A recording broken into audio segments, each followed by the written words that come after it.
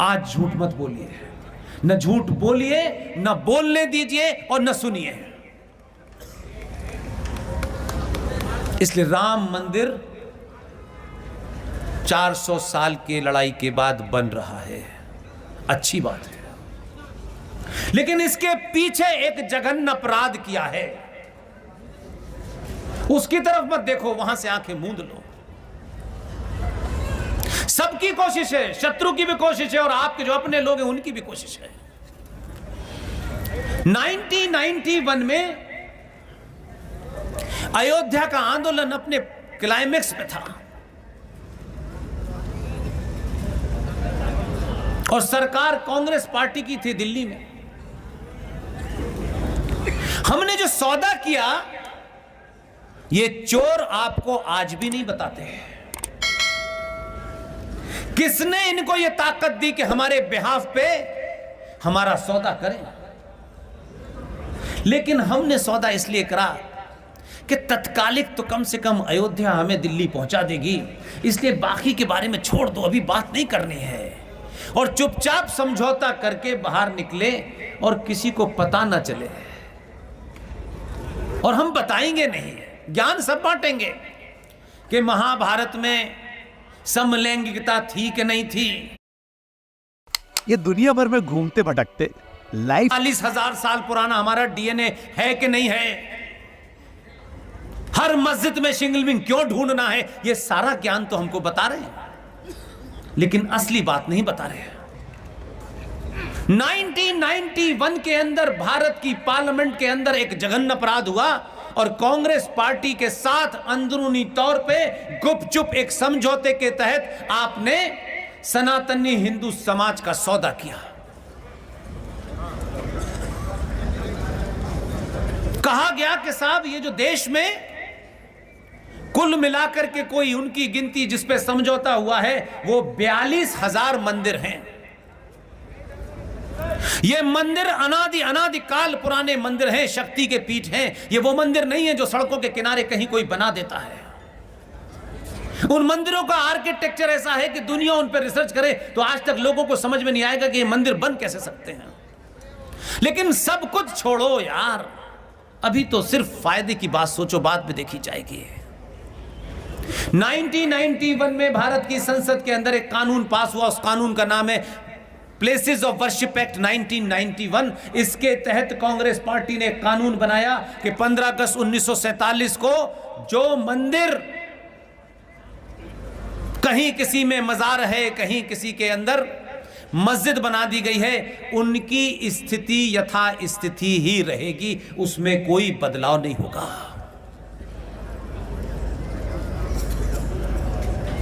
पता ही नहीं चला आपको? मेरे दादा परदादा, आपके दादा परदादाओं ने उन मंदिरों को बचाने में कितनी पीढ़ियां खपा दी होंगी, लेकिन आज सरकार का एक कानून बन गया और कानून के तहत वो 42,000 मंदिर जो शक्ति पीठ हुआ करते थे, उस पे इस्लामिक आक्रांताओं ने, जिहादियों ने कहीं तोड़ के मस्जिद बनाई, कहीं मजार बनाया, कहीं मंदिर के ऊपर मस्जिद बना दी। सरकार ने कहा अब इनका स्टेटस ऐसे ही रहेगा। कानून बन गया, पास हो गया, इस देश के लोगों को बताया कि हमने सौदा कर दिया है। मुझे खुशी है इस बात की कि लड़ाई सिर्फ माइक और डाइस पे खड़े होकर भाषण देने से नहीं हो रही है। हमारी टीम, जिसका सबसे युवा साथी विष्णु शंकर जैन ने सुप्रीम कोर्ट में से चैलेंज किया है, उसकी सुनवाई हो रही है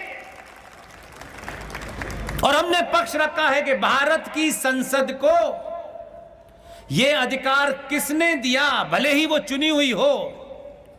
कल भारत की संसद में कोई नया कानून हो जाए कि कल से इस देश के अंदर इस्लामिक राज स्थापित होगा, तो ये 95 करोड़ हिंदू सिर्फ इसलिए मान जाएगा कि संसद में पास हो गया है। चौराहे चौराहे, गली गली जो जो एमपी था उसे दौड़ाना है।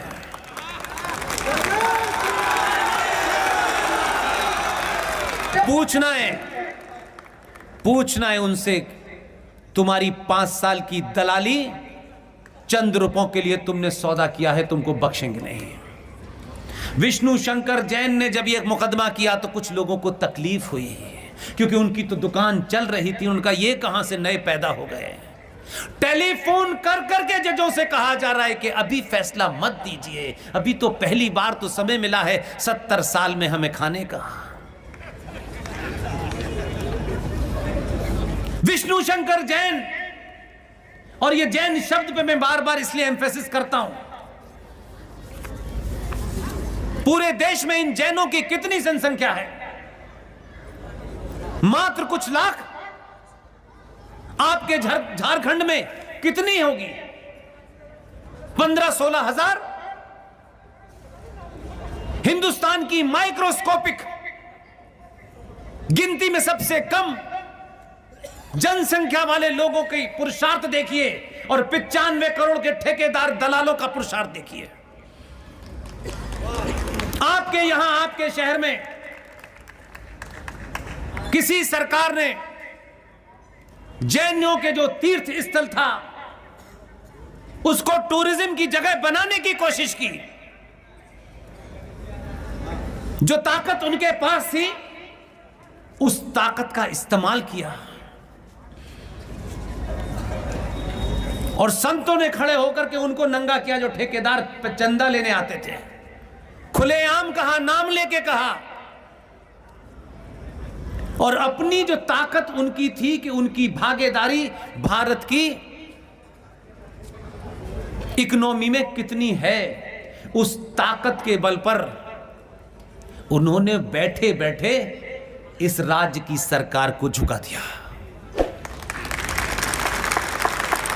इसलिए भीड़ से कुछ नहीं होता। 5 पुरुषार्थी पैदा हो जाएं तो भगत सिंह और चंद्रशेखर बन जाते हैं, तो सरकार डर जाती है। आप भीड़ बन गए हैं, आपको भीड़ बना दिया है। क्या आप भीड़ रही है? बस आपका काम है समय पर टैक्स देना, आपका काम है आपके मंदिरों पे जो चढ़ावा होगा हम उसको ले जाएंगे। See guys,